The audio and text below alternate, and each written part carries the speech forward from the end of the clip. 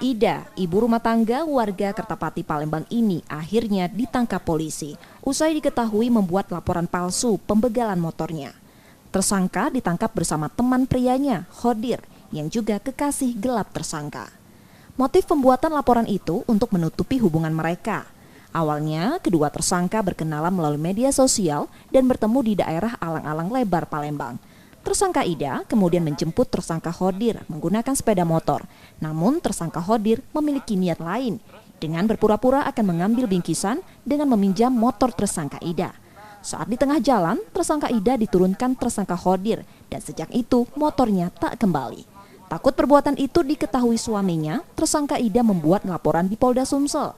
Motornya dirampas paksa tersangka Khodir. Setelah dilakukan penyelidikan, polisi yang memeriksa CCTV di tempat kejadian tidak menemukan peristiwa yang dilaporkan tersangka.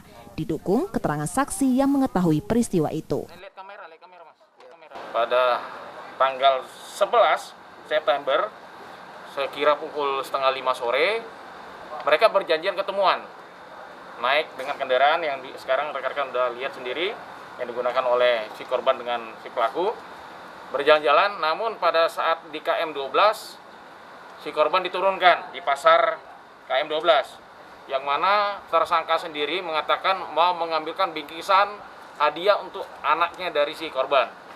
Lalu selang tidak lama dari sana, korban ditinggalkan dan diturunkan di jalan. Polisi pun menahan keduanya dan ditetapkan sebagai tersangka dalam kasus penipuan. Reski Oktora, Muklas Diferensial, Kompas TV, Palembang.